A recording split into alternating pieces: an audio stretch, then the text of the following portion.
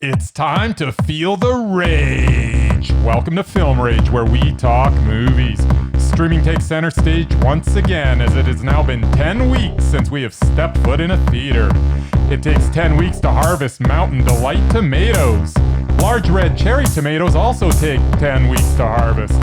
Sorry, I'm so easily distracted these days. What I meant to say is, directors and actors beware, as you cannot hide from the rage. My name is Bryce, and I'm part of the Film Rage crew, which also includes the man who sends me an average of 437 emails a week, Jim.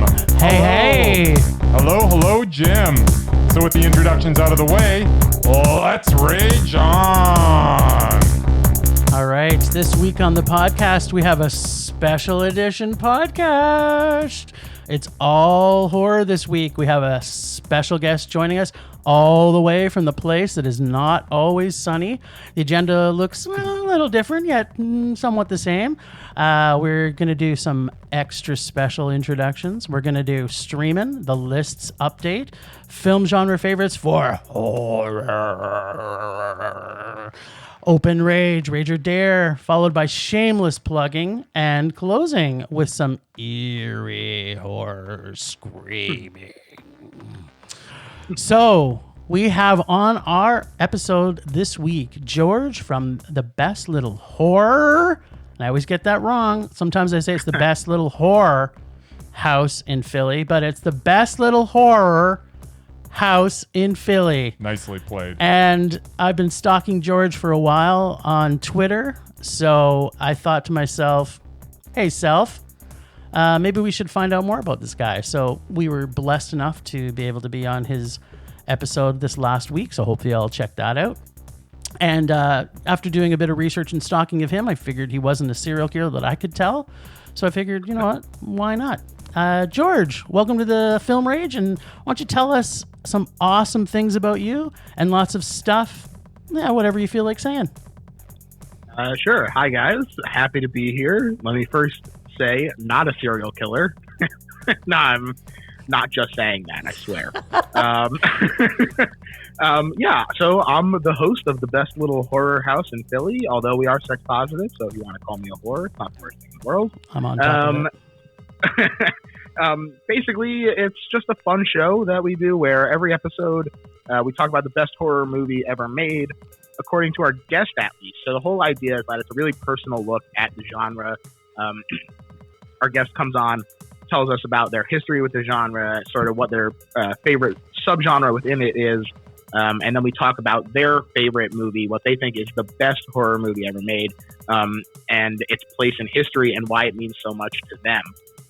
This definitely includes tentpole stuff like The Thing, like It Follows, but it also includes some like weird little Japanese VOD movies like Ju-on the Grudge 2. So nice. It's always great to hear what makes something stand out to someone and why it's important to someone, and not just like, oh, this is good. Because like, obviously we know that a movie like The Thing is good. This is not something that we need to argue about. No surprise. But hearing why it's important to someone and not just the technical aspects of it, to me, that's what makes the genre so interesting. Cool. And it's not just because a head sprouts legs and crawls across the ground, but that's a reason enough, I would imagine. It doesn't hurt. So tell us a little about you, George. What's been your passion with horror? And first of all, how did you get into horror? And why did you decide to do this podcast that you're doing? And first of all, obviously, thanks for being on ours. But tell us a little bit about George and why we can prove that you're not potentially a serial killer. Well, so as far as how I got into horror, it's actually, I've discovered through my podcast that it's a relatively common story where I was exposed to something very young. In my case, it was the It miniseries, and it just scared the absolute piss out of me. And, it starts this kind of weird attraction revulsion with it where you walk down the movie aisle and you're like, oh man, I can't watch any of these, but I can look at the covers and I can imagine what it's like. And growing up as Wikipedia started getting big, like I literally remember when Wikipedia was getting big, and being like, oh, I can use this to look at film synopsises for movies that I'm too scared to actually go see. And so, for a long time, I was a cowardly little boy. And eventually, I got to a point in my film criticism where I was like, I simply cannot be a well-rounded critic while completely ignoring a whole genre. It's just not possible. Yeah. And so I said, I'm going to get to like this damn genre whether I like it or not. And so I started off slow. I watched, things that are maybe a little cornier or cheesier, depending on how you look at them. But, stuff like Friday the 13th.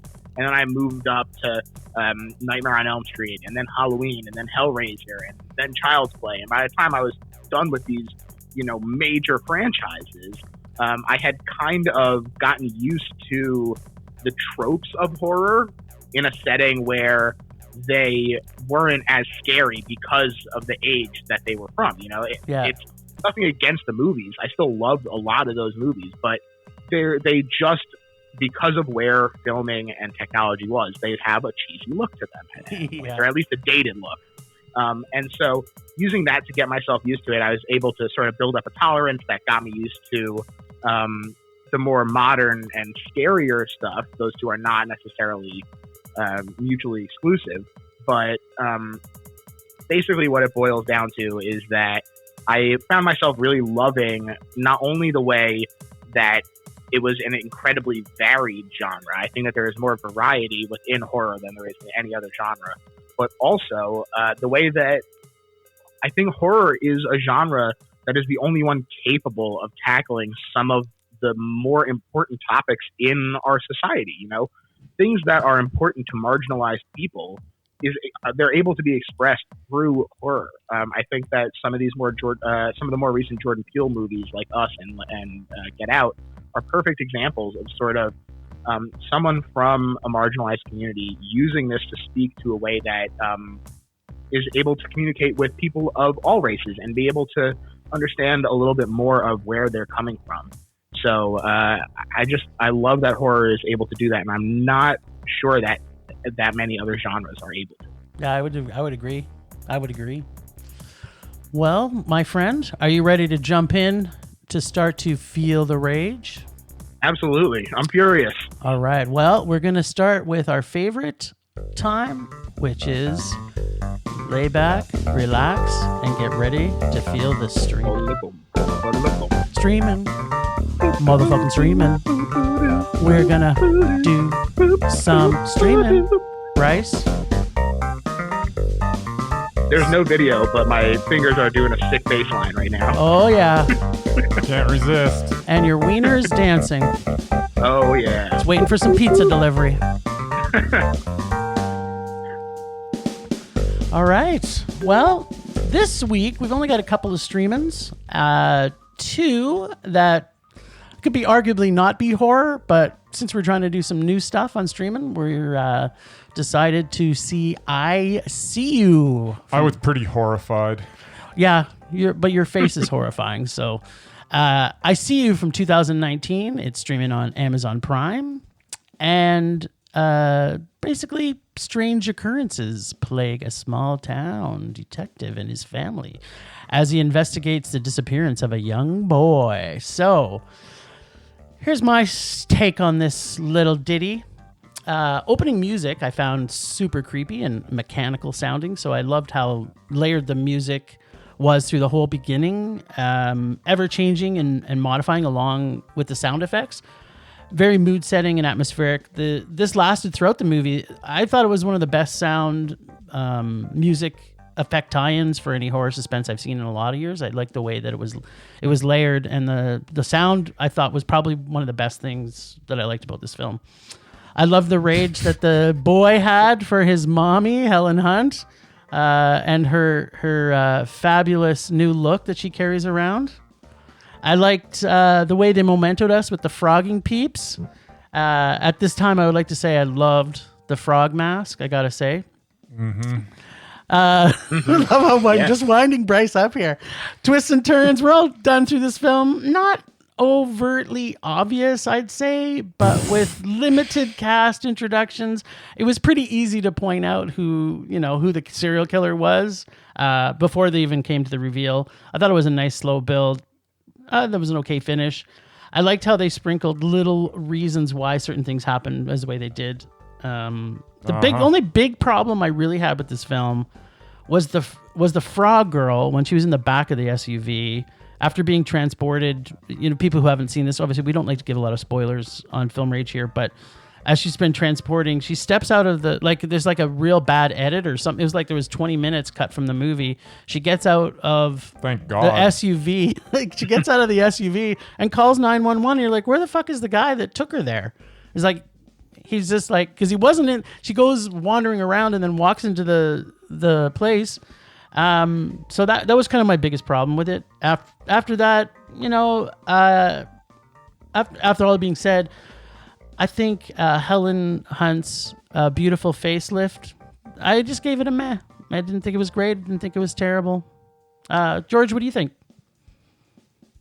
Yeah, so this actually was a recommendation for me. A friend of mine had been like, hey, you should check out this movie. And I also think it is meh. I definitely did not hate it. My biggest complaint about it is sort of the structure, in that they set it up to be like, whoa, look at all this crazy stuff that's happening.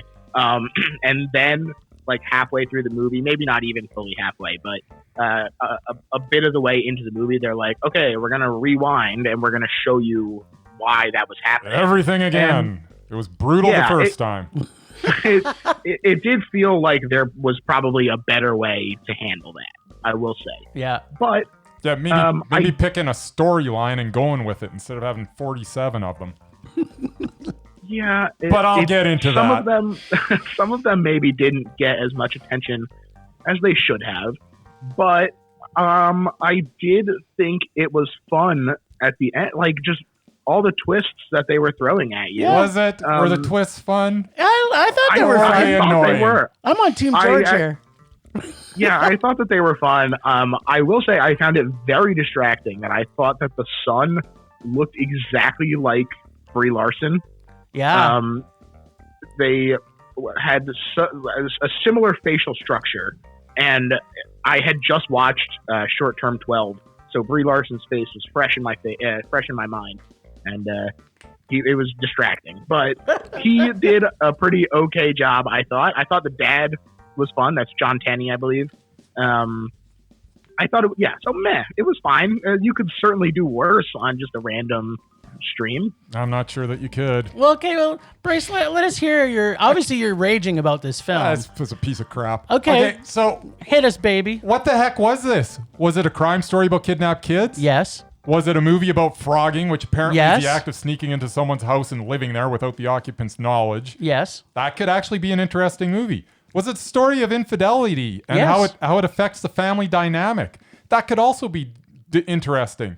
Unfortunately, it was all these, plus there were a few other subplots and misdirections sprinkled out throughout this pile of excrement.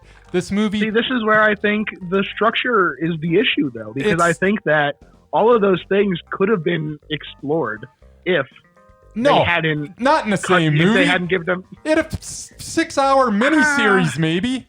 I don't know. Wouldn't that have been great? 6-hour miniseries with Helen Hunt? This movie was such a mess with its twists and its turns and its misdirections. Plus, we literally had to watch this movie twice. Not all As of halfway through, we went back to the beginning, but from a different point of view. This would have been okay if any of this was even the least bit compelling, but it was so unfocused that I stopped caring. Apparently, the director stopped caring too, as he started shooting the flashback from the first-person point of view, and then abandoned that idea and shot it standard. So he didn't even care at that point. Once again, make a decision and stick with it. That is something that never happened in this movie. There is zero coherent direction. This movie was a monster, and I mean monster rage. I hated it. Awesome. Judge, you got a rebuttal? Well, I don't have a rebuttal, but here's what I'm going to do. I'm going to do something unprecedented here. All right. And I'm going to switch things up with a counter recommendation. And right. I am going to say that if you are looking for something like ICU, in that you're looking for something about a serial killer who, upsets a small town, and it's kind of about the family aspect and dealing with that, I'm going to say that you should check out The Clove Hitch Killer, now streaming on Hulu, starring Dylan McDermott and Charlie Plummer. That movie kicks ass. That's a way better movie. Yeah. So everybody, all our listeners from the U.S. can definitely pick that up. us poor folk up in Canada don't get access to Hulu very easily. But that film is a good recommendation. It's good, and we'll definitely check it out. But I would just say in one thing, I like to be misdirected. I'm sorry. Misdirected is fine. If it's for some reason. Yeah. This filmmaker just decided, you know what? I've got like 9,000 ideas in my head, and I'm just putting them all in this movie. And I liked it. And it was awful. It made me. Every time I thought they were the television. Every time I thought they were done twisting and turning, another one came right up. I know. I loved that It about was it. horrible. I loved it. Zero direction. I shouldn't say loved it. I'll be honest. The more that you rage against it, the more I am into it. Yeah, I'm kind of feeding off your rage. Anybody listening, do not watch this movie. It's god awful. And I'm gonna say, watch at your own risk. I personally think it was a meh, and I liked misdirection. I liked a few things about it. Everything you said, Bryce, I agree with, but it didn't make me rage.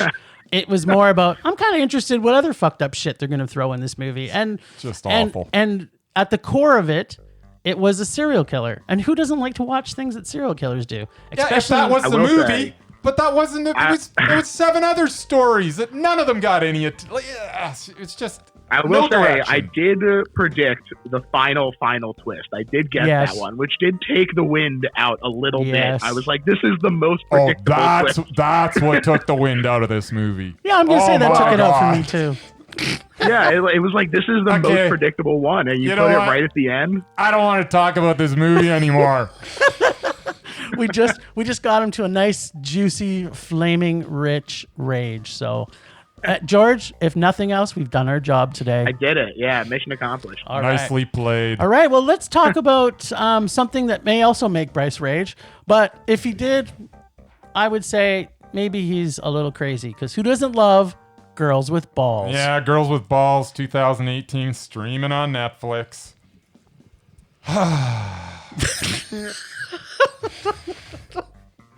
So, girls volleyball team bus breaks down in the middle of nowhere, and they end up being hunted. In France. Yeah, I hate dubbed movies to begin with. Give me subtitles every time. Why didn't you watch the subtitles? It had the ability. No, I had a subtitle. Yeah, one. I read the subtitles fantastic. Too. Although I guess in this case it saved me from having to read the absolutely brutal dialogue. I realize the intention with this one, however, the execution was just awful. If you're going to make a horror comedy, it should be scary and funny. This was neither. I literally did not even smile, and I sure as heck didn't laugh, because nothing was funny. Silly movies. If all the jokes were the same. Silly movies are fine if they are fun. This was not fun. Rage. I don't even want to talk about it anymore. You guys go gaga over, oh, it was funny. No, it wasn't. It was terrible. Okay, well, because you didn't watch the same movie as us, George, what do you think? Because you and I watched the same movie. We watched the actual French movie with English subtitles. George, hit us, baby. Yeah, so I genuinely am curious if it was the same jokes, because, definitely not every joke was hilarious, but I laughed a handful of times. Here's my big issue with this movie, and why I think that it could have been saved if one thing was different. And at its core, this was definitely supposed to be an homage to exploitation and grindhouse movies. This is sort of supposed to be a 2018 version of the movie Planet Terror. Oh yeah, basically. Yeah, absolutely. But it looks so clean. It's just shot on a digital camera. It looks totally normal and sharp lines and everything. And I think that if they had used a film camera and they had dirtied it up a little bit, I think that sort of exploitation aura would have come through a lot more instead of feeling at odds with sort of the like indie comedy look of the movie.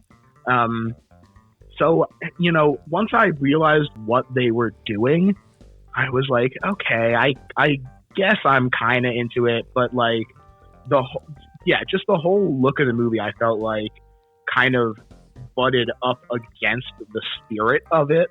And it's not as bad as Bryce makes it sound, and it's not as bad as the reviews on Letterboxd would make it appear. Like, it has like a 1.9 on Letterboxd. Yeah, that's about right.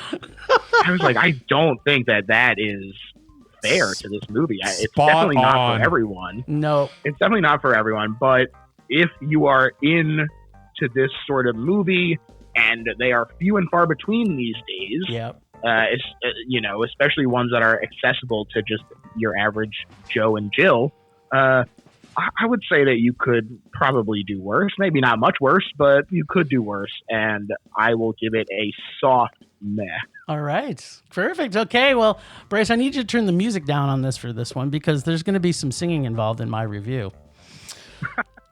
So just like Julie Andrews. I think maybe I should turn the music up then, No Jim. way. And those listening along can sing along with me if they knew the words. I wish Sorry, what did you say? I can't do my song if you have it too loud. I can't do two things at once. I'm a guy. All right, go ahead. Well, I'm do a your guy thing. for today anyway. Just like Julie Andrews in the mountains with the van trap little brats. These are a few things. These are a few of my favorite things. And I just want you to sing along. And sing along if you know the words. Volleyball, short shorts, and knife sharpening hillbillies. Random strip teases in the hostels with creepers. Macho man dance with two gay hillbillies. These are a few of my favorite things. When the dog squirts like a toothpaste. When the headless duck man walks. Just remember a few of my favorite things. And then you won't feel so bad. I should have left the music up. No. Wow. First rule of serial killing films set in the mountains is don't fall for homemade road signs. Got every stalker, forest killer stereotype. Ben Kingsley's cousin as the leader. Meat grinder avec foot. Scout camp meetup gone wrong. Creepy family who look like they eat people. Hint, they do. Not a surprise. Movie felt like The Hills Have Eyes meets Jawbreaker meets Monty Python meets Meatballs. No, that would be good. I actually love how they thought death with volleyballs could save them from multiple times. So here's my favorite line from the movie. Let's split up into two groups. You mean two groups of one? Or the other one could be, need a spiker, you fuckers? Craptastic man. Because I had my fill of ladies who kick ass and punch dicks. And they did manage to have a lot of balls and squeeze a chihuahua like toothpaste. So it's also very short. Yeah. Which does help. Thank God. Yeah. It was a meh. I didn't hate it. I didn't love it. Yeah. But I'd like to see some creative things. Yeah, well. Here's my question. Okay, what is it? What did you think of the choice to not have the bad guys talk at all? Well, I don't think any of them were actors, so it was probably made it easier for them not to have to say anything. Yeah. I thought it was a weird choice, but it worked for me. Like 3/4 of the way through, I was like, are they really just not going to say anything this whole movie? And that's exactly what happened. And it's weird. It's a weird choice, but I have to respect it. And I didn't care. That much is clear. So you're trying to tell me you didn't like when they squeezed the chihuahua like a tube of toothpaste? No. You didn't love that at all? No. Is it because your animal rights in you is hating it? they should have done practical effects, not with the dog, but with like. It's just. Well, I guess you probably still could have done a practical effect with it, but Yeah. But It would have made it funnier. I will say, yeah, at some point I do get a little tired of CGI blood. CGI blood's but the worst. obviously, this is CGI is the worst. Movie. Yeah, this is a low budget movie, and at some point, squibs become cost prohibitive. Yeah, and I think it would have been worse if they had done some squibs and some CGI. yeah. So I guess I understand why they did CGI, but I feel like there are some technical things that this movie really could have benefited from, including better film and practical effects. More And squibs. if it had that, who knows with this movie? It could have been great. Well, I'm sure if it gets any buzz anywhere, that we're going to get a remake from the U.S., which will help me to build my It's gonna rage get- for later. No today. buzz, no remake. It's never gonna see the light of day again, and it shouldn't have seen the light of day in the first place. All right, It's so crap. we've got 2 rages from Bryce today. He's on a good roll, and we've got two sets of double meh between you and me, George. Oh, yeah. Great minds think alike. Take All that, right. Bryce. Yeah. Well, Whatever. the list this week. Last week on the lists, we had a couple of new names added to the Mesmerized list and one added to the Undoubted. This week, our special guest has a surprise addition. He is going to hopefully get it to the list. George, I'm just going to give you a little bit of intro on here because last week I had to see just one more movie, which Junon, was that what it was called? Junon, yeah. Junon. Now Bryce, just tell us, Junon is by the director. Paul Thomas Anderson. There you go. So I had to see that, and and you did see it? I did get to see it. So it wasn't a mondo. It was a man. But All right. I'm going to say that. But the music was Mondo. The music was fantastic. The music, if it was just the music, it would have been a super mondo. I kind of like the little bits in between where It- they just kind of, guys like laying on his back. He's taking a little siesta, and they just come Yeah, up with a camera and it they was- ask it him was a couple just- questions. it was It's just- real casual, and it was just good. It was just pretty rando. Like I it know. was- It was great. George, Nothing happened. I loved it. George, are you a fan of his, by the way? Can't say that I've seen anything. Well, I bet you've seen some of his stuff. But the bigger think? question, yeah, John Un was probably something that it's pretty random. Like you might not have had the Oh, yeah? opportunity to see it. But yeah, no, it's Paul Thomas Anderson, man. P.T. Anderson, Magnolia. and- Oh. Punch Drunk Love, There Will Be Blood, yeah. Boogie Nights, Inherent Vice. Oh, okay, yeah. Okay. Sorry, I missed the name, and I didn't recognize that movie title. Yes, P.T. Anderson, I love There Will Be Blood. Yep. I think it is amazing. Absolutely. I think that The Master is an unsung, incredible movie. Agreed. I think that Joaquin Phoenix is one of the great actors of our generation. I think that he is the only reason that the Joker movie was even tolerable. And We could. Well, I would agree with you that it was definitely tolerable. We can have a few discussions around the Joker specifically, but well, Yeah, my we point don't is, have time today. yeah. What else? What else has he done? He did The Phantom Thread, right? I thought that was pretty good. I don't think that it was as amazing as everyone else did, but I did like it. I Still. loved it. Yeah, I respect that. I thought the acting was really great. I would still give it a mondo, to be honest. I mean, it's just an incredibly well put together film because he's a master of his craft, you know? yeah. And so he is now officially going to be on our Undoubted list. I will update the lists and Good. Mazel tov to him. Mazel tov Absolutely. to him. And so, George, you think you have someone that can make it to our Mesmerized list this week, I believe. Oh, I absolutely think that. My actor that I am bringing to the Mesmerized list, whenever he's in a movie, it doesn't matter who's actually top billed. It's this actor's movie. And, even when it's a bad movie, even when it's bad because of him, it's still something interesting. He's still doing something that you're like, I can't take my eyes off of Nick Cage. Woo! Our boy. Nicolas Cage, eh? Nicolas Cage. I mean, I love this man. I'll be honest.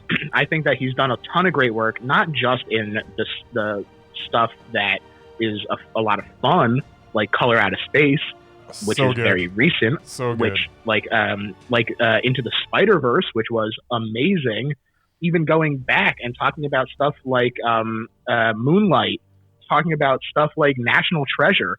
Those movies are all great. But then you also take his genuinely well-deserved award-winning acting in stuff like Adaptation and stuff like Leaving Las Vegas. This is a guy who can do it all as long as he has a director who knows how to utilize him. Or Valley Girl. How could you forget Valley Girl? I haven't seen Valley Girl. And see, this is the thing, though, is that he has such an extensive... He's done a crazy amount of movies. Right. And so there's always more to dig into. And even when you are watching the crazy stuff, like The Vampire's Kiss or Port of Call, New Orleans, Bad Lieutenant, like, you can't take your eyes off him. It's a Nick Cage movie through and through anytime he's on the screen. I'm going to play a quick clip here for you.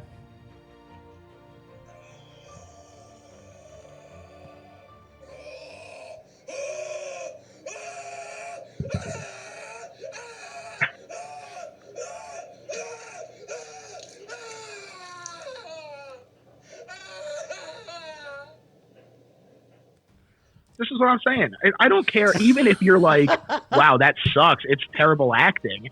There is no way that you're looking away from the screen when he's on it, like doing that. Yeah, plus he's in his underwear. So how could you not continue to look at him? He's in his underwear. Dancing around, drinking vodka. Yeah. All right, Bryce, I'll let you go first. What is it? Is Nick on our Mesmerized list? Of course he is. And I got to say, I love him almost as much as I love chocolate, and I do love chocolate a lot. Yuck. Wow. Hey, there's vegan chocolate. You shouldn't talk like that. I don't like chocolate. You're dumb. All right, well, looks we got two on the list this week. I've got a quick Doubted I want to run down for you two. And obviously, because we've got our fabulous guest, George, on with us, if George doesn't agree, that doesn't happen. But I'm putting forward a Doubted list for this week. A Doubted. So no matter what he's in, it's going to be crap. Pretty much. I can't think of a Mondo. And Kate, George, just for your purposes, we list their last 8 movies. And because Doubted is a good chance that we haven't seen all these movies, we have a little bit of leeway on putting them on the Doubted list because we just can't afford to watch all their movies because we hate them so much. But in this particular case, I'm pretty sure that we're going to have a solid quorum on this. All right. So I'm going to list down their movies, and if you guys know who it is we might get it off the first one. All right. Rambo: Last Blood. Sylvester Stallone. That is who I'm putting forward. I didn't see it. Wow. I saw it. I'm assuming it's a rage. Escape Plan: The Extractors. We've already talked about that. It's a rage. That was awful. Backtrace from 2018. It got 3.7 on IMDb, and I haven't seen it. Didn't see it. Creed 2 from 2008 is a rage. Escape Plan 2, Hades, is a rage. Okay. Guardians of the Galaxy 2 was a meh. Creed 2015 was a rage. Really? Reach Me 2014 is 4.9 on IMDb, and The Expendables 3 was a rage. Okay, I'm sorry. Creed was a rage? Yeah, it was terrible. Madness. Creed 2 was a meh. No way.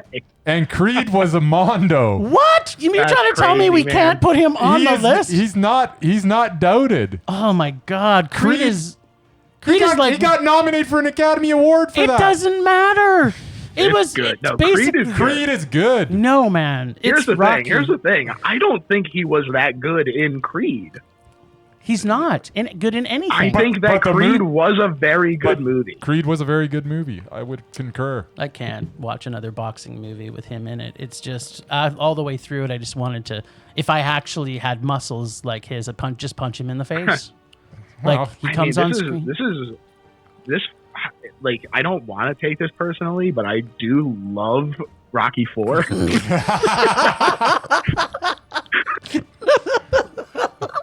With Drago. It's a good thing I didn't have to talk how much I raged on Rocky IV. I will break oh my you. God.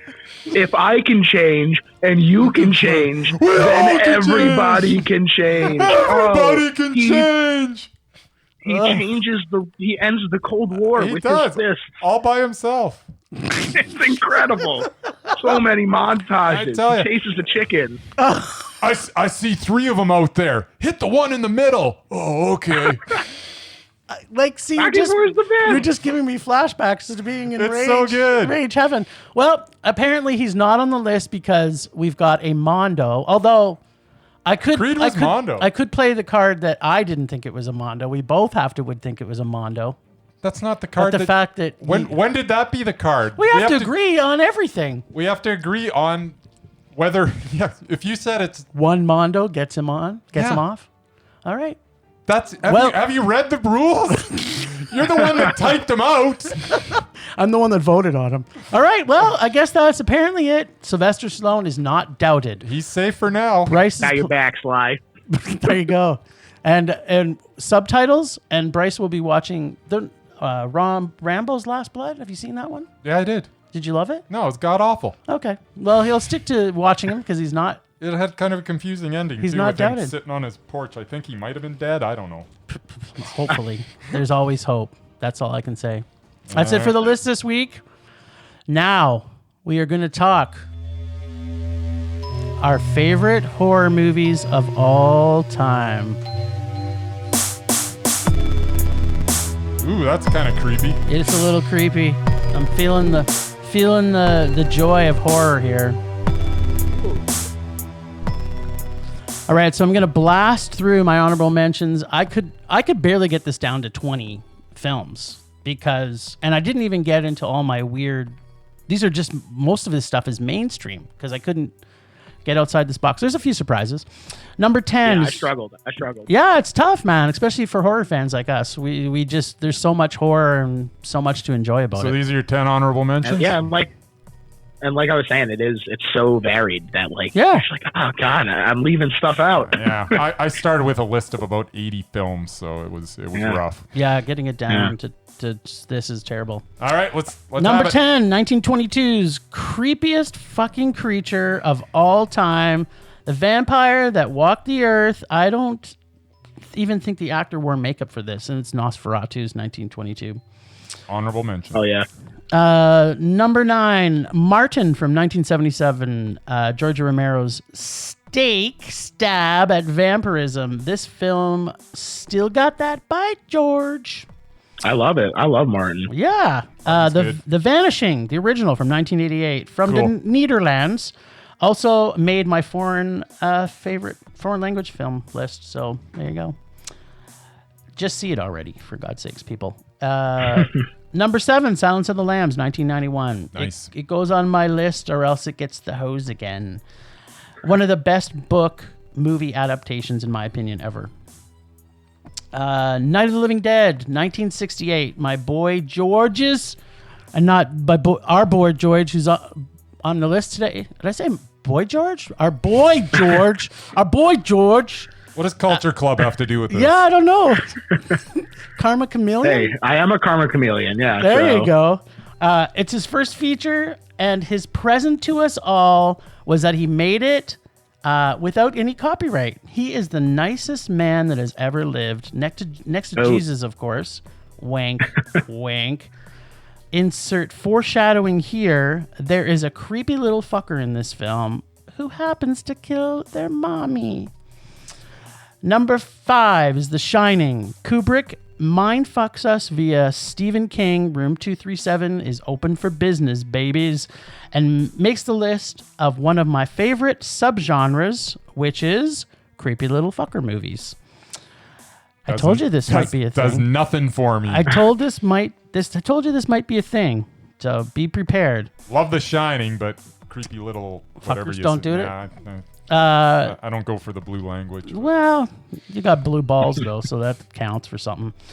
Number 4, Prince of Darkness. John Carpenter gets down with Alice Cooper, and in my opinion, it's his scariest and creepiest film. Number 3, The Hunger. Bauhaus, Bowie, and Deneuve. Nice. In an amazing vampire spin with the best soundtrack and music score in any horror movie, period. The Haunting. High praise. What's that? I said high praise. Yeah. Oh, have you listened to the soundtrack? Have you heard? I have. It's great. It's great. It's really great. The Haunting from 1963. This black and white gem still makes me jump scare every time I see it. Number 1, honorable mention, Rosemary's Baby. Come to Daddy Mia Farrow. Roman Polanski, I'd like to introduce you to the devil before you become a pedophile. Please, Satan, can I have some more? Oh, not actually in the movie much, but the baby being Satan's kind of makes it a creepy little fucker movie for Satan's baby. Number 10 on my top 10, Train to Busan. Also on my favorite foreign language film list, Sang Ho Yun's fast-running, action-packed, flesh-eating masterpiece with the cutest little survivor ever to survive a zombie outbreak. She is in a separate category of the CLF group, as I like to say. She's also part of a kids in movie I don't want to punch in the face because they're not annoying group, which is a pretty short list. Short list. Sorry, I missed. Which movie was that? That is Train to Busan. Oh, okay.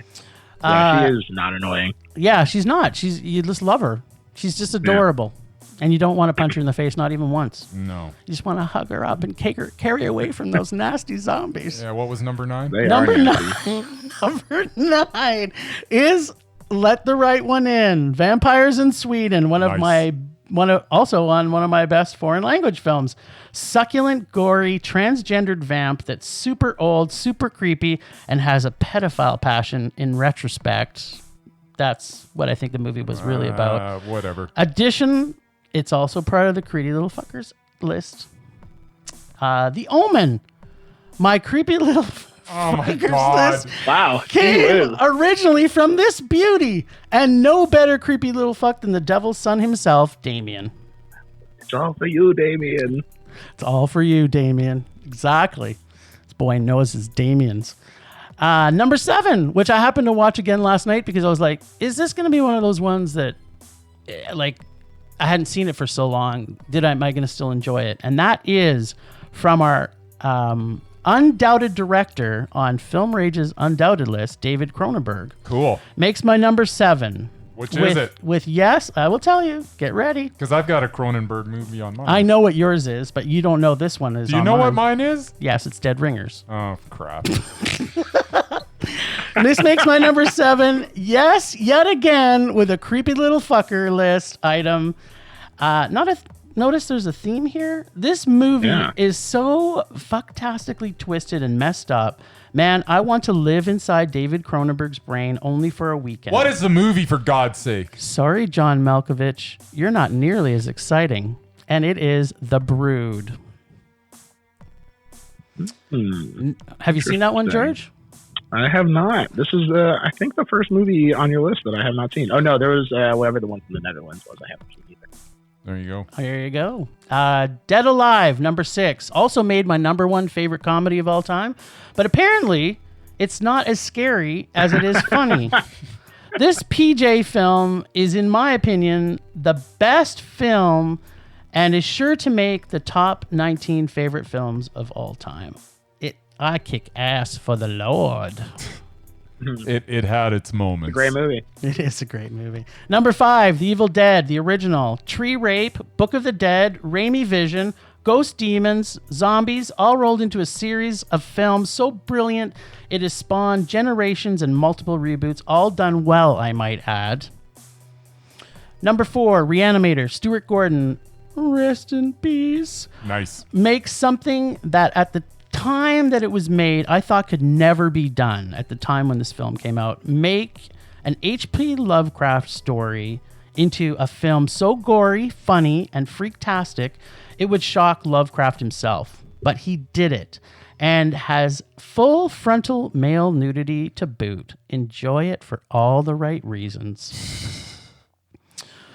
Number 3, my horror fest from being a child is Jaws, drive-in classic, and a film that changed creature features in the whole new level of subgenre, worthy of a whole slew of great directors. Unlike Piranha, directed by Joe Dante, Spielberg scares families out of the water for years to come with this masterpiece of cinema that still makes me not want to swim in the ocean without a harpoon. Number 2, William Friedkin directs William Peter Blatty's novel that is touted as being one of the scariest movies ever made. A cute side note, I got to see this on the 25th anniversary director's cut years ago when I was on my anniversary night with my wife. 2 things happened that night.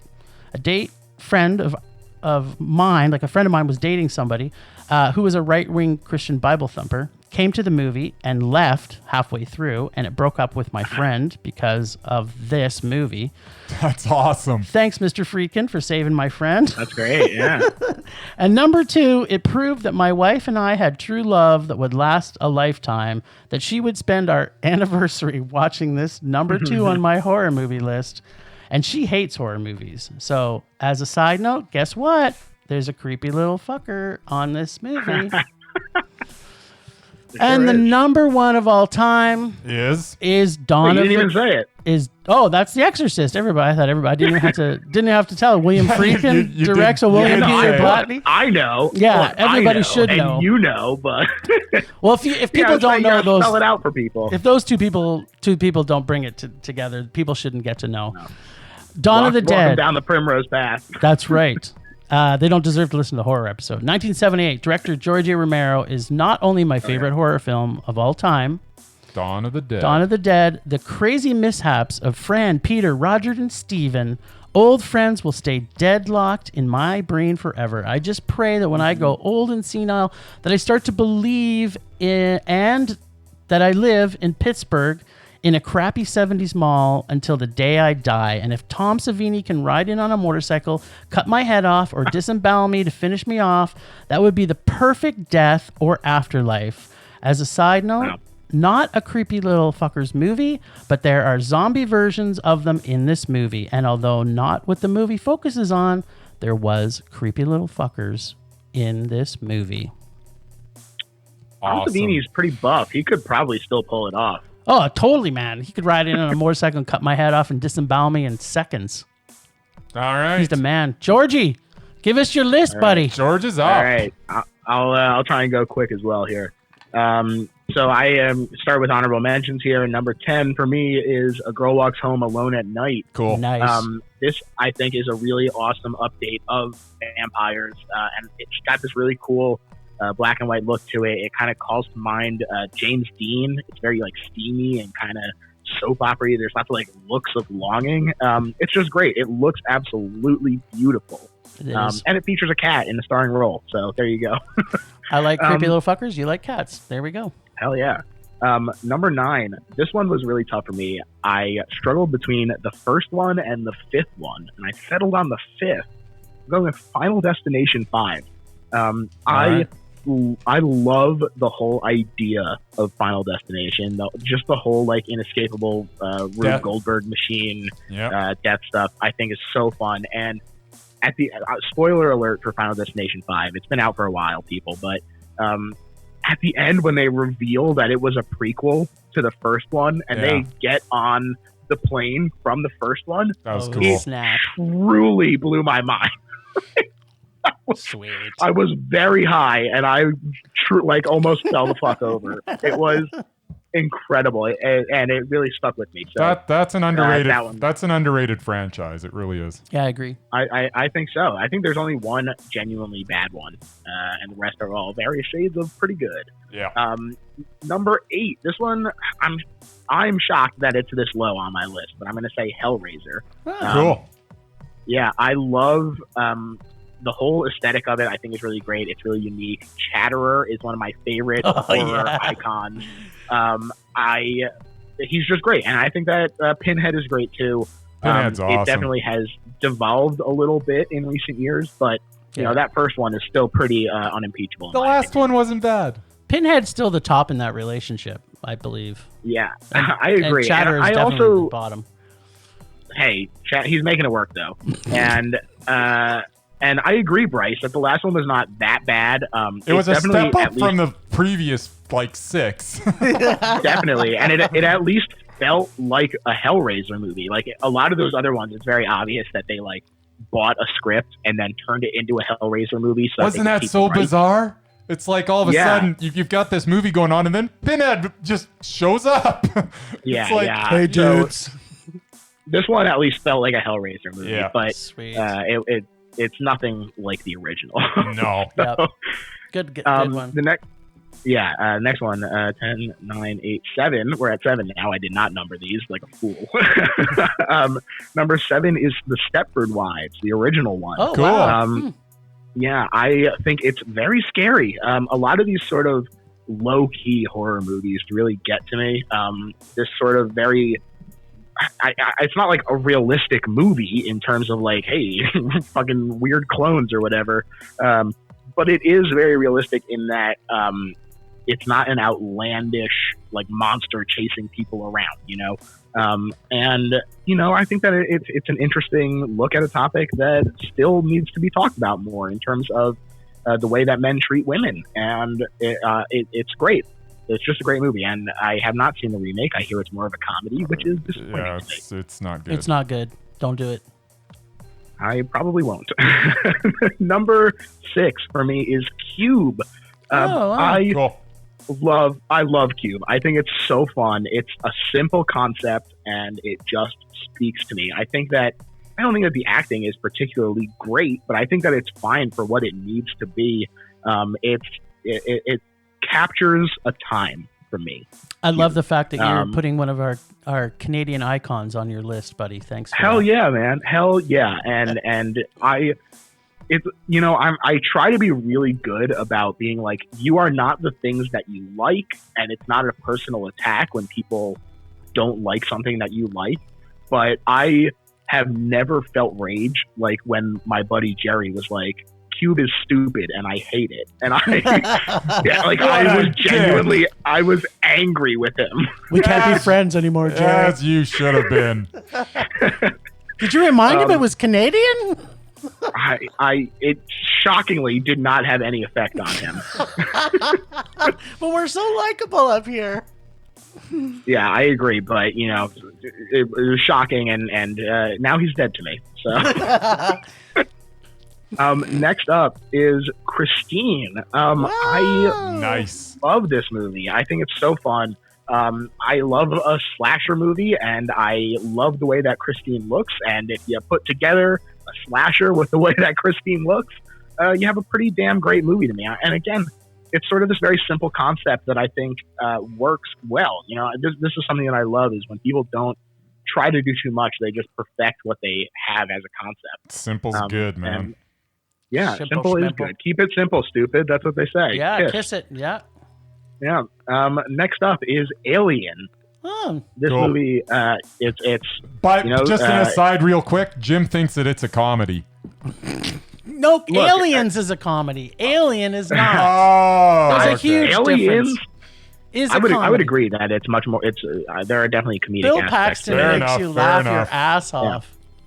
Sorry. Sorry for interrupting. This is perhaps my hottest take of all time that I'm going to repeat here for you is I think I love the movie Aliens, but I think that it would be better for everyone if it never existed. I agree. And if the Alien franchise stopped at Alien. Just died after Alien because Alien was great and the rest. Yeah. I'm not going to argue. Although I love Aliens, it's pretty funny. Yeah, I look, Aliens, sometimes you have to make a sacrifice. And in this situation, losing the great movie, James Cameron's Aliens, would be that sacrifice. I'm sorry to say, but I think it's one we're all willing to make. I think it's all one we're willing to make. Yeah, not my buddy Joe when he got very annoyed at this, but I maintain that is the case. We'll support you. You got your back, buddy. Great. Next up is Shin Godzilla. I love Godzilla. Nice. Yeah, Gojira. Absolutely, it's so great. I think that on top of, this was actually kind of hard for me because I thought about including some of the other Godzilla movies that maybe I get more enjoyment out of, but I think that Shin Godzilla, which I do enjoy the hell out of, is the best. I think that although it does look a little goofy at times on purpose, when Godzilla finally gets to its final form, it looks grotesque. So you have that, plus the fact that it's just a monster movie, which is always fun, and you mix that with something that I am enraged at, which is government incompetence. Oh yeah, and it's on full display in Shin Godzilla, and I just think that it's a great time. Also, it's funny as hell. It's the full combination. It's full package. Godzilla. Yeah, it really is. Next up, I'm going to say Deep Red, also known as Profondo Rosso. Nice. I love Giallo movies. I think that Dario Argento is absolutely incredible. Yep. And honestly, I probably could have put a number of his movies on here. But Deep Red, I just think is so great. I think that the theme song for Deep Red is better than any of the other Goblin scores. Yeah. No, I'd fight you on the Dawn of the Dead score. It's really great, but it's Deep Red. I hear you. Right, and it's an embarrassment of riches because they are all wonderful. Yeah, true enough. But it's great, and the fucking doll is so creepy. So yeah, that's great. And number one on my honorable mentions list is It Follows. This movie is so scary. It's like just the whole idea of this overwhelming presence, this thing that will constantly follow you for the rest of your life, I think is really frightening. And on top of that, the fact that there is a lot of room to dig into with your own theories, but it's still left vague enough that even if you come to a different theory than maybe someone else about what it's supposed to mean, it's not necessarily like, well, you're right and I'm wrong. It's just like, well, this is just our interpretations. And I like that. Cool. So on to the actual top 10. The top 10. Number 10. I'm going to say David Fincher's Zodiac. My actual favorite genre is not horror. It's the genre of people looking at files. And if you take the genre of people looking at files and you mix it with a serial killer like Zodiac, and a guy who is incredible at directing horror scenes like David Fincher, plus, Jake Gyllenhaal, Robert Downey Jr., Mark Ruffalo, this movie is incredible. It's so, so good. And the scenes where he's in the basement is terrifying. And Absolutely. The scene where when the guy does the stabbing and there's no score or anything, it makes it so real. Yeah. It's just such a great, great movie. And Mr. Potato does know how to pick good movies, that's for sure. That's right.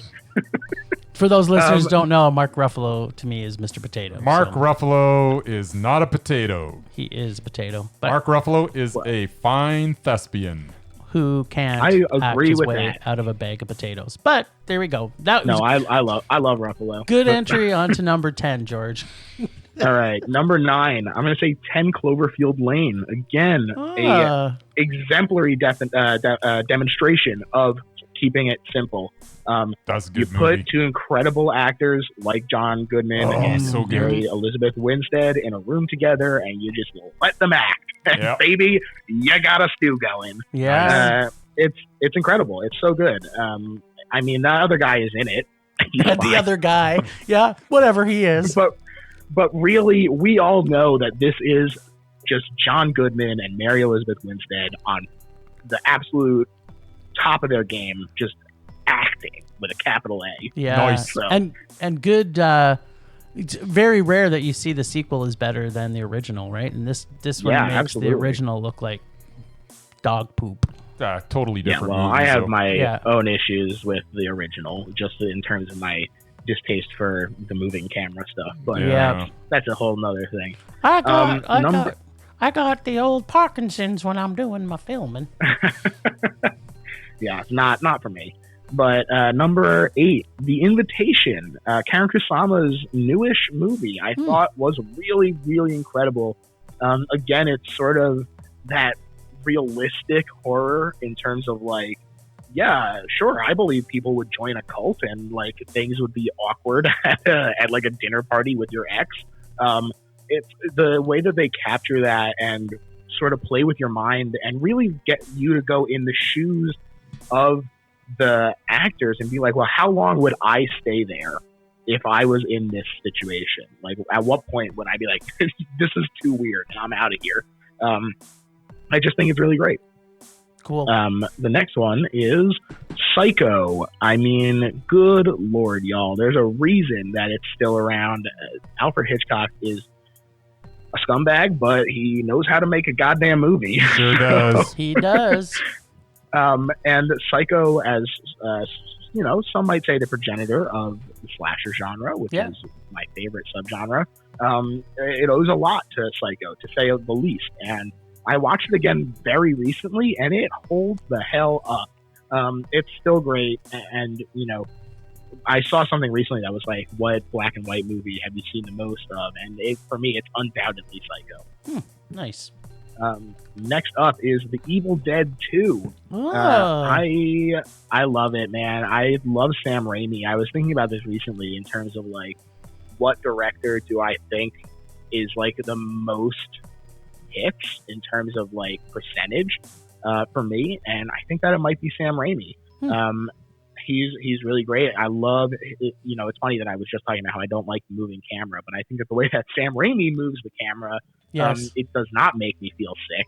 And it's great and it's unique. And the fact that he has this sort of, like, he feels like a dude in the backyard still making movies with his friends, you know? It's like him and Bruce, and it's just great. I love it. Agreed. Raimi Vision's awesome.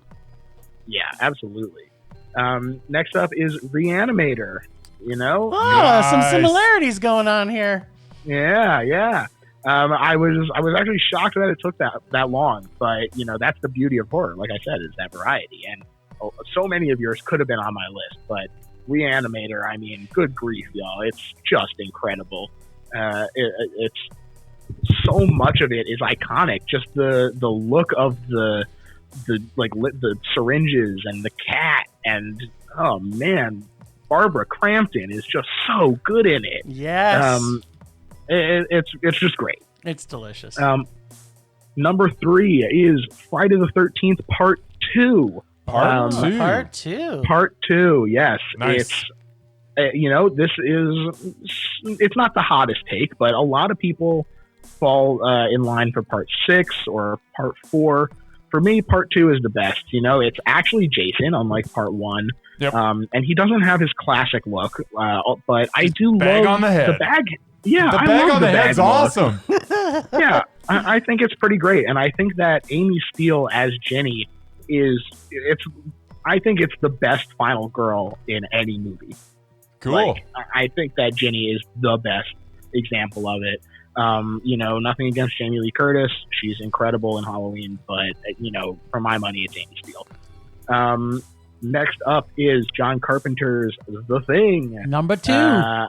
Yeah, you know, there's something about body horror like that just gets under my skin, man. It's so good, and the fact that it is all practical and it still looks amazing. Yeah. It's just so easy to love this movie. And you know, when you go and you listen to the commentaries and stuff, and it really just feels like you're hanging out with Kurt Russell and John Carpenter bullshitting like next to you. It's the best. So much about this movie is amazing, and the fact that the critics got it so wrong when it came out is a crime. But we're all here to set the record straight. That's right. They suck. And finally, my number 1 pick for horror is The Witch from Robert Eggers. Wow. Yeah, I love this new like art house wave of horror. And I think that The Witch is sort of the alpha and the omega when it comes to it. You know, it has peaked, and it's unfortunate that it peaked so early. But it's just so great. I think that Anya Taylor-Joy is one of the upcoming great scream queens and horror actors of our generation.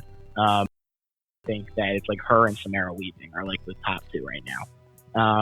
And there's so much, again, to dig into with The Witch. And frankly, I kind of like that you have to put in a little effort and actually like translate what they're saying into like in your head, because you know, I think people should have to pay attention when they're watching a movie, and nothing wrong with thinking.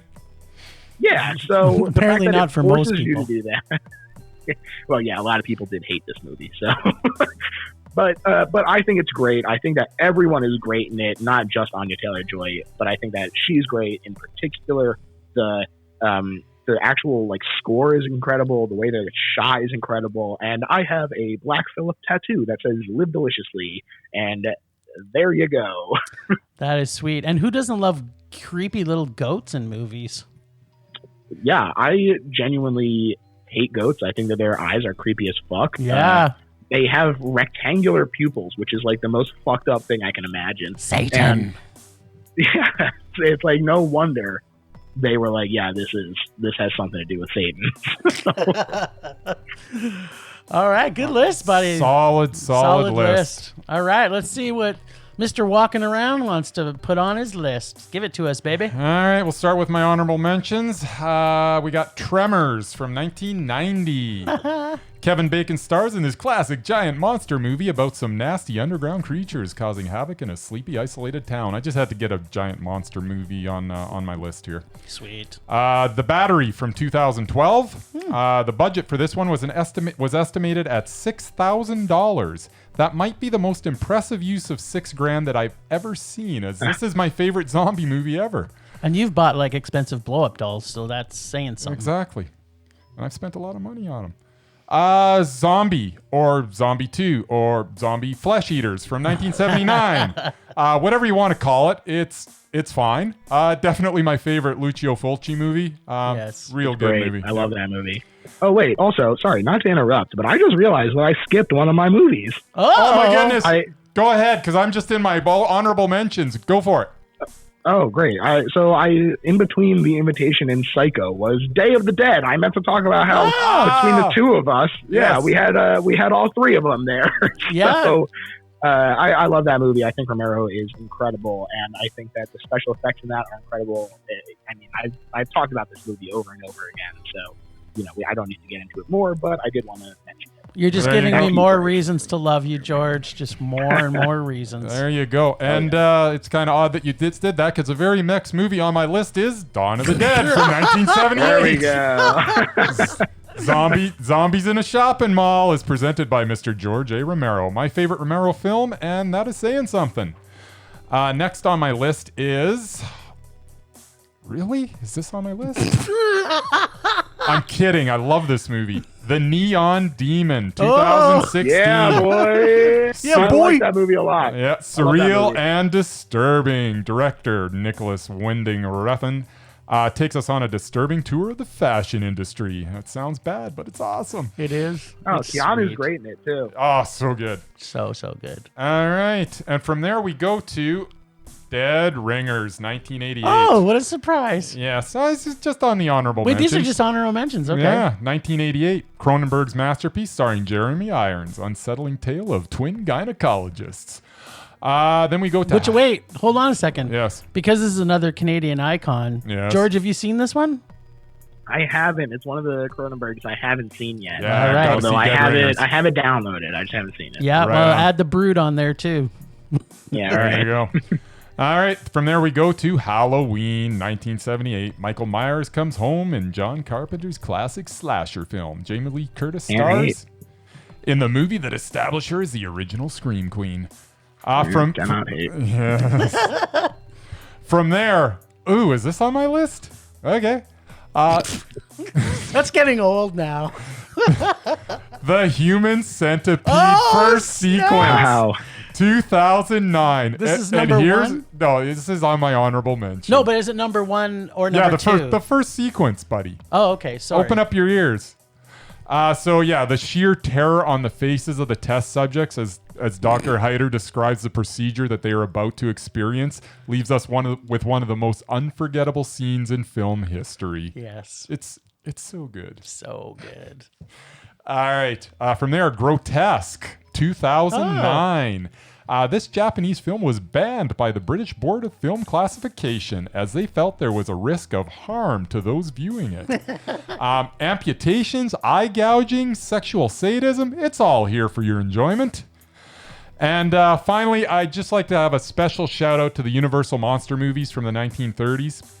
Dracula, Frankenstein, The Mummy, The Invisible Man, The Bride of Frankenstein, and Werewolf of London all get watched by me like every 3 years or so. There's nothing like the originals, so that's my final shout out for the honorable mentions. Which is your favorite of the monsters? Yeah. Not necessarily the favorite movie, but which is the... If my favorite of the monsters will always be Frankenstein, especially as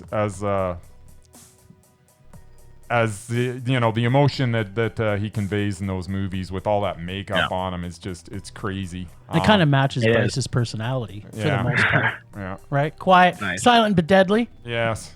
All right. I love The Invisible Man. I think that movie is it's fantastic. Great. It's fantastic. But yeah, no, all those movies, man, just once you get into the 40s and 50s, they're not quite as good. But those original ones in the 30s, and don't get me wrong, they're all worth watching, and they're all good. Yeah. They're not the masterpieces that those movies from the 30s True were. dat.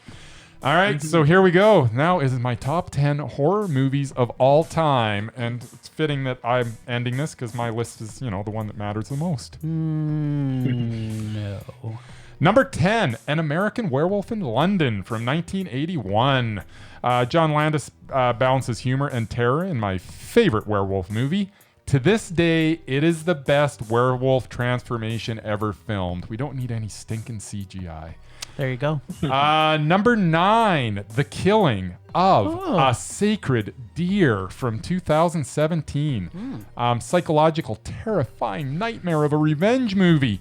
Revenge has never been so methodical and hypnotic as this. Colin Farrell and Nicole Kidman star in this Yorgos Lanthimos film. Really good stuff. Yeah, it is. It was tasty. Number 8, The Silence of the Lambs, 1991. Really good adaptation of the Thomas Harris novel. Anthony Hopkins' Hannibal Lecter is one of the most mesmerizing characters in the history of cinema. Number 7, and I was surprised this wasn't on your list. Wreck wasn't on your list. Yeah, no, it didn't make it. It fell off, and it's number 7 on my. That's crazy. But anyways, Wreck. Hey, I'm not saying it's not super. 2007, Spanish film where a reporter and a cameraman follow the emergency workers into an apartment building where absolute terror ensues. Really good stuff. And there was a creepy little fucker in that movie, just FYI. Yeah, for crying out loud. Number 6, Audition from 1999. This is my favorite Takashi Miike movie. It has numerous scenes that will never be forgotten. Number 5, Saw, 2004. Oh, the original. The original. The first Saw was a terrific movie. When I watched it the first time, I was genuinely surprised by the reveal at the end. That doesn't happen to me too often these days. Solid effort from James Wan, especially since this was like his second movie ever. Yeah. All right. Get ready for a episode of the Best Little Horror House. Little sneak peek. Nice. All right. So at number 4, we have Let the Right One In from 2008. This is my favorite vampire movie. It's a beautifully made piece of cinema. Director Thomas Alfredson gives us an atmospheric, perfectly paced tale that takes its vampire very seriously. Love this movie. And there's a reason why we talked about it on George's show. There is. Yeah, go listen to that episode. Yeah. It's really good. Yes. So number 3, The Texas Chainsaw Massacre from 1974. Toby Hooper's story of a family of cannibals gives us one of the most horrifying characters ever in the man-child known as Leatherface. Nice. Number 2, The Devil's Rejects from 2005. The Firefly family is on the run from the law in the sequel to House of a Thousand Corpses, which is also brilliant. Unforgettable characters and unforgettable scenes in this second film from Rob Zombie. Otis, Baby, and Captain Spaulding are some of my favorite characters to ever be put on film. It's a classic. I watched it again the other day, and I still love it. Which brings us to the number one horror movie. Please don't put it on. Please don't tell me it's on. Go ahead. Sorry. What's on? Just tell me what number one is. I can't take it. You don't even know what... whatever you're thinking it is, it's not. Okay, good. What are you thinking it is? Now I'm curious. I'm just thinking it might be another terrible movie by him. By Rob Zombie? Yes. He's only made 2. I thought you were going to say 3 from Hell. 3 from Hell is awesome, by the way. Okay, sorry. Let's hear your number one. All right, my number one is Red, White, and Blue from 2010. Nice. Noah Taylor shines in this one as Nate, a psychopathic former army interrogator. He is one frightening dude if you get on his bad side. This film... I don't think I've even ever heard of it. Oh, you gotta watch it. You gotta see it. This film methodically morphs into a candidly horrifying experience in its final act. The final few minutes of this movie are truly haunting. Uncompromising masterpiece of a film. This is my favorite horror movie of all time, and it's not even close. That's awesome. Great list. Holy cow. Check it out. I can't believe how little overlap there was, and I think that speaks to just how great horror is. Doesn't it, though? And none of us are going, oh my God, other than you guys with Devil's Rejects, which you don't know what you're talking about because it's awesome. Well, but so many of them could have been on any list. It feels like Other than one of Bryce's, everything he listed was Mondo.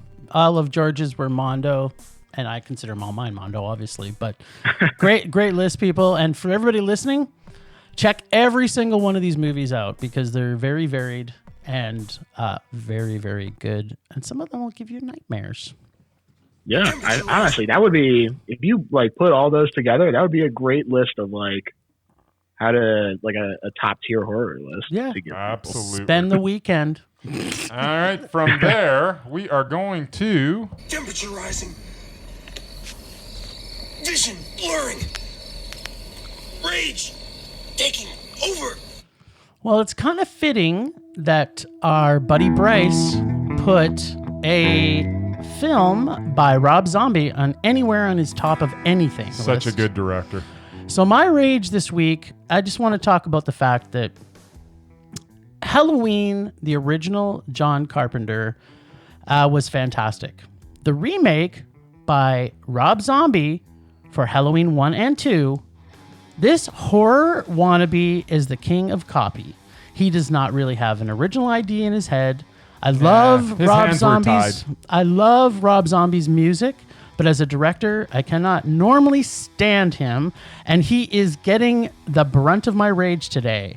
He steals everything he puts into his movies, and he cannot come up with an original idea if his life depended on it. His blatant ripoff climaxed with 2-part pieces of garbage when he remade a perfect film by a perfect director, which never needed to be done in the first place, and then made a part 2 to drive the stake even further into my raging heart.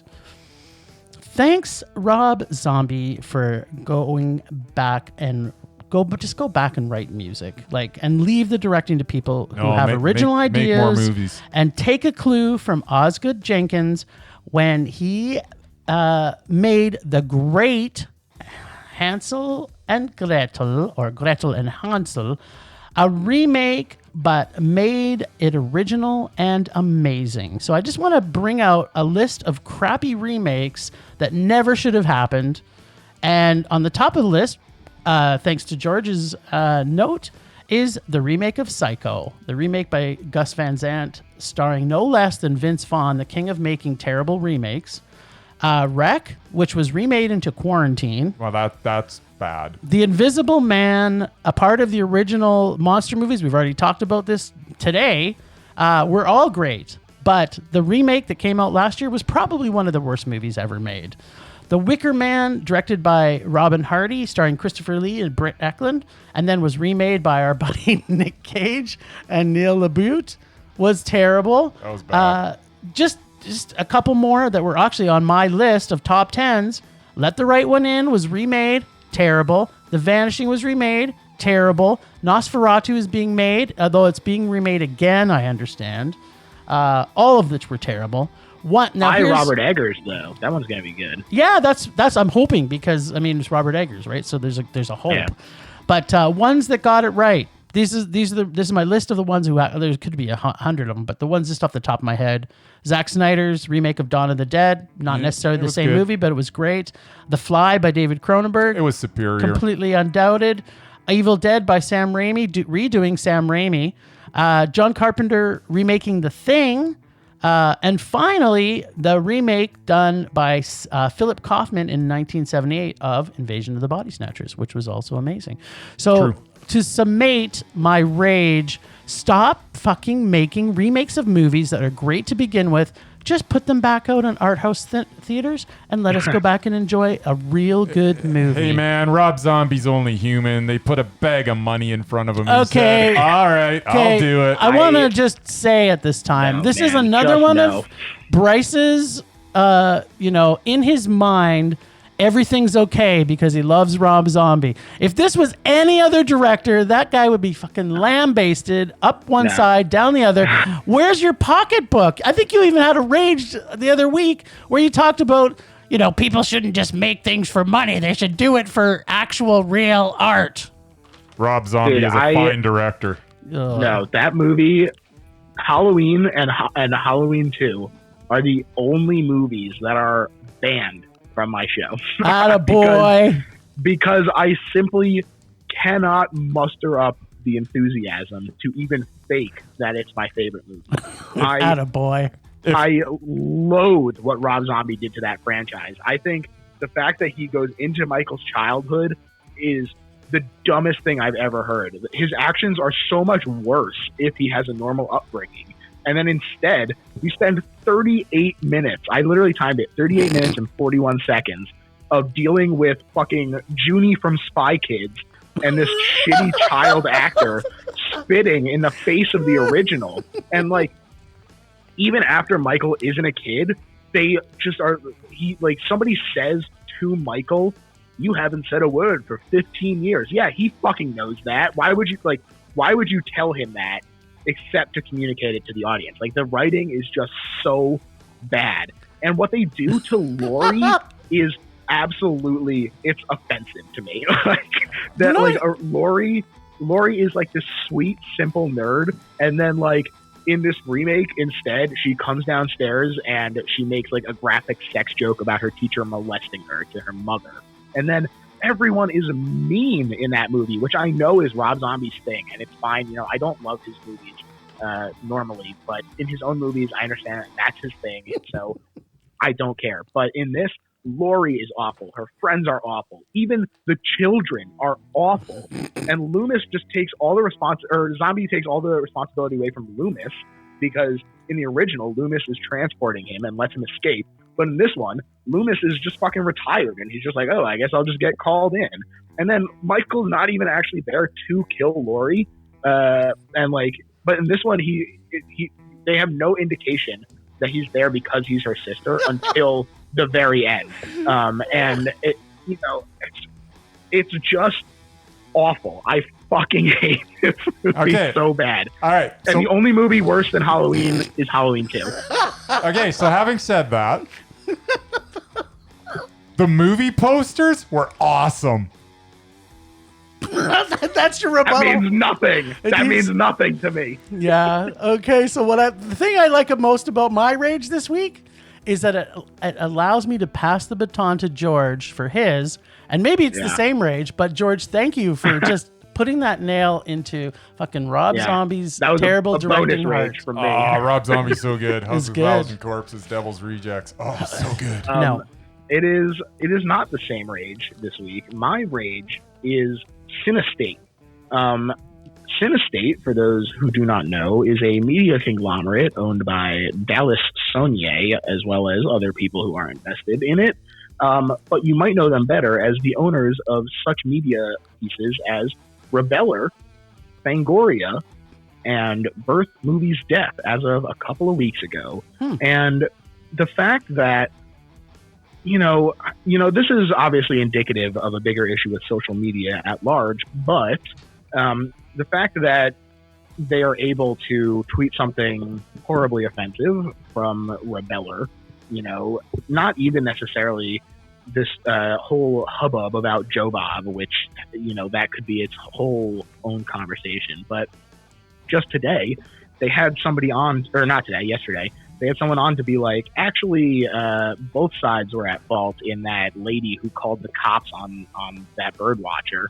And just they get away with tweeting this stuff, and then people from Fangoria are like, hey, this sucks. And obviously they should be like, that sucks. But the fact that they create this cycle of outrage that all leads to clicks, that all trickles back up to Cinestate, it all supports the same parent company. And so when people are like, I hate Rebeller, I'm going to go only read the stuff on Fangoria because they support the same things that I support. Obviously everyone should support the things that I think are important that they should support. And obviously not everyone thinks the same thing. And I'm not necessarily saying that there should only be one monolithic voice. But what I am saying is that I don't think that it's right that a company is able to pretend that they're divested in that way. And I think that the fact that one company is creating this cycle of outrage is something that needs to be talked about in terms of, perhaps it's a little cynical of me, but, I just think that this is why it's so important to support indie sources and really support the people who are passionate and working on a ground level and not just, doing things for clicks. Yeah, exactly. The man. Well, good rage, buddy. We love to support local and support independent. Hell yeah. All right. I guess I'm up, eh? Yeah, are you angry enough about something? You want to protect your boy? My boy doesn't need protecting. The proof is in the pudding. Just watch his movies. Or don't. And yeah, you don't have to watch Halloween and Halloween 2. I get that was a hiccup, but the rest of them are solid. No. At any rate. I'll make mine quick. My rage this week is that there's no new slasher franchise to get excited about. In 2017, we got Happy Death Day, which was followed by Happy Death Day 2, so it seems that we might have an attempt at starting a slasher franchise, but, time will tell with that. But that's it. Before that, you have to go back to Hatchet from 2006. Hatchet. Yeah, both the Hatchet and Happy Death Day movies were a lot of fun, and I need more of that. I've had my fill of ghost stories, haunted houses, possessions, and the like. It is time to produce a movie with a man, preferably in a mask, wielding some sort of sharp device that can cause copious amounts of blood to be spilled. It is time to pile the bodies one on top of the other. And it's time to create a character that I want to see repeatedly in sequel after sequel. Jason, Michael Myers, Freddy, Leatherface, and Chucky have had the slasher market cornered for a long time. Please, no more remakes of these movies. Give me some fresh blood and give it to me now. That is my rage for the week. Cropsy, can we please bring back The Burning? No, let's not bring back anything. I hated the first one, but they definitely wanted a franchise. I don't know if you saw Hellfest, but I thought that movie sucked, but they were very eager at the end. Yeah, I gotta agree. For a franchise. I'd be hankering for a really good slasher film. Hey, I love slashers. Good. I would eat that shit up. Yeah. When's the last time we've had you go back Friday the 13th and Halloween and, you got 6, 7, 8, 9, 10, 12 parts or 12 sequels. That's the way. We haven't had anything like that in forever. Here's the other thing too, is that I think that Hatchet is pretty good, but it's also a horror comedy. Like it's definitely meant to be over the top. Yeah. I want just genuine horror. Let's get a genuine slasher. Yeah, I like it to be earnest. You know, I understand that. Wait, are you saying Ernest like Ernest goes to camp? No, he's not, Jim. I think that Ernest is a delightful man, but also I love when horror is earnest, and I understand that we're maybe at a time where it's just not possible to have a movie where a guy drinks a potion that makes him invisible and then drives him crazy. Like, that really, I think that the new Invisible Man really kind of cemented that, where I was like, damn, we really just can't get like an earnest, weird horror movie like that anymore. Like, it has to be like, oh, it's science and he's just a psychopath in his own brain. Yeah. So it makes me sad. I agree with your rage. There you go. Maybe Japan will save us, or Korea. If anyone can, it's Japan and Korea. We can hope. Yeah. Cool. All right.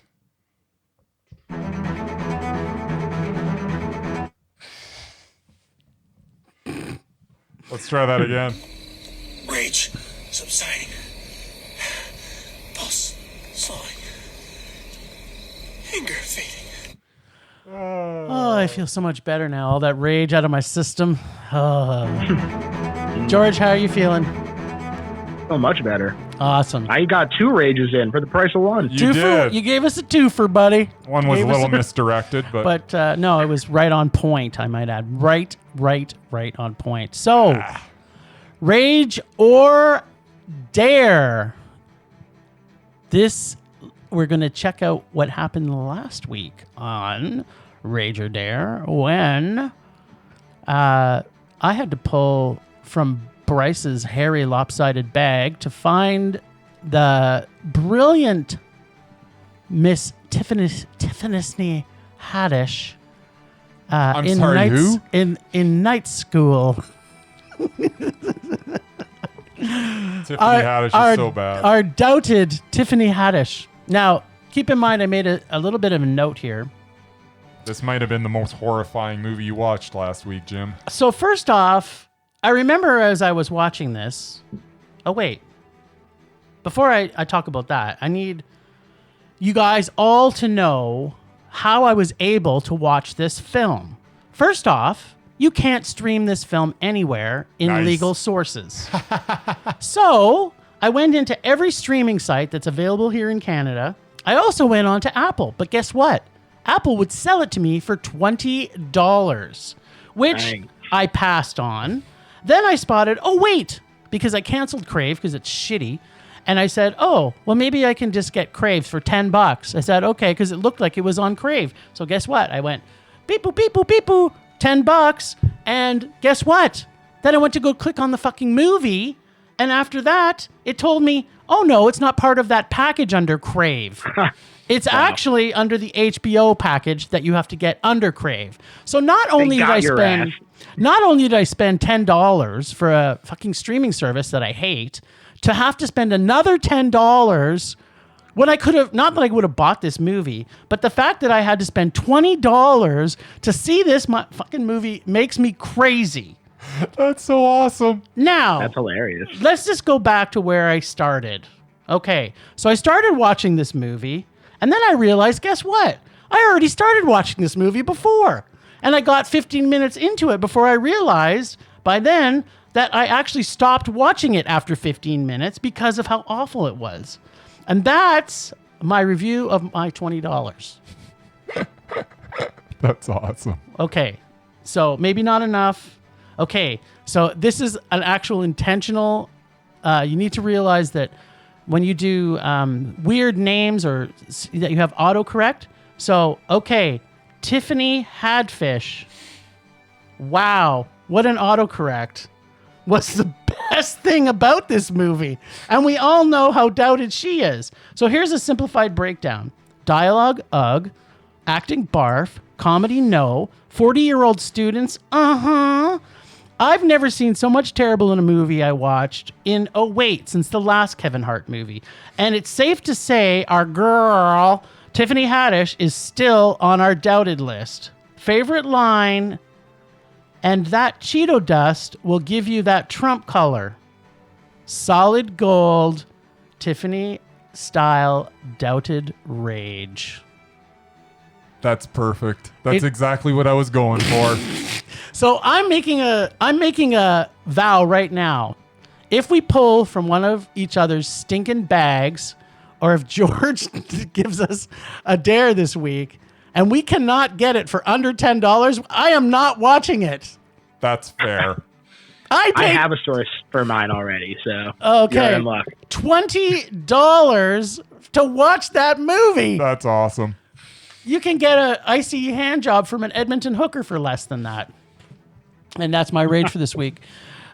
George, so normally on our show, we would actually be able to rage or dare each other. But as you are our lovely guest, we're going to let you dare Bryce and I what we got to see next week, buddy. Great.